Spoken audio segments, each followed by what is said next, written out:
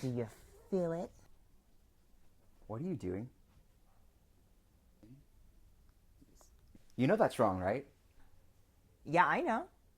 It's just a cultural stereotype perpetualized by Western society. You know. Welcome to Bits of Pop, and this video is on voodoo dolls.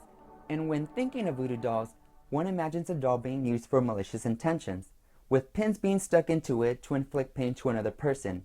In fact, our understanding of voodoo dolls is not what is used in Haitian or Louisiana voodoo. Instead, dolls are used for protection, healing, and guidance, being mediators between the user and the spirits. Dolls and effigies have been used throughout history and have been given mystical or religious qualities, one of the earliest being the woman of Willendorf, believed to have been used as a fertility figure.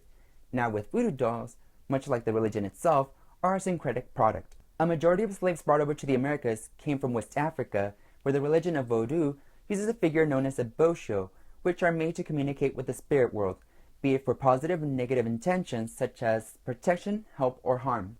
But unlike our thoughts of what voodoo dolls are, bosho do not represent a person. Although believed to be creation from African origin, a lot of what we know of voodoo dolls originates from European folk magic and the use of puppets. Puppets being used to represent a person, and being utilized in witchcraft and folk magic as sympathetic magic, meaning what would happen to the doll would occur in reality. In the earliest 20th century, professional practitioners of magic were found throughout Europe, known as Hexenmeister in Germany and curanderos in Spain. In Britain, they were known as the cunning folk and utilized folk magic and medicine. One of their services was to combat witches and curses placed on people. A tactic that they were used was to make a doll of a witch and stick pins in them with the intent to cause physical harm to the witch in order to stop their witchcraft. Our views of voodoo dolls were then established from the negative connotations given to the religion, stemming from the racism towards the African slaves whose religion was diminished and feared. To alleviate these fears, slaves were converted in order to destroy the belief system. According to French law, it was mandatory for slaves to be baptized. But instead, voodoo arose, being a syncretic religion of the religions of West Africa and Catholicism. For example, using the images of Catholic saints to represent voodoo loa, such as St. Peter representing Papa Legba. The Haitian Revolution, which began in 1791, only brought about more fear to the American and European colonies. This revolution, being a successful slave revolt which overthrew the French rule in Haiti and created a republic free from slavery. Many of the leaders in the revolt were voodooists, and because of this event, voodoo was considered a threat and was seen as something that was evil and horrifying to the colonies, especially since it was the first black republic to arise during a time when colonial economy was sustained by slave labor.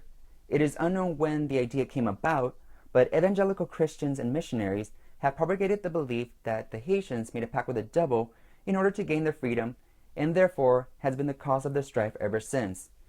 This idea sadly continues, with missionary group For His Glory stating on their website's About page, "Mission work in Haiti faces enemy onslaught as this is a country that is yearly dedicated to Satan in a contractual form." And in 2010, after a devastating 7.0 earthquake, Pat Robertson brought back these negative views. They got together and swore a pact to the devil. Films have only extended these negative views of voodoo dolls and voodoo in general into our modern folklore, being mostly depicted in horror films as evil magic and as a cult. And unfortunately, it's what the majority now sees as truth, an ideology bred from intolerance. I hope you found this informative. Please like, share, and subscribe, and I'll see you all for more Bits of Pop.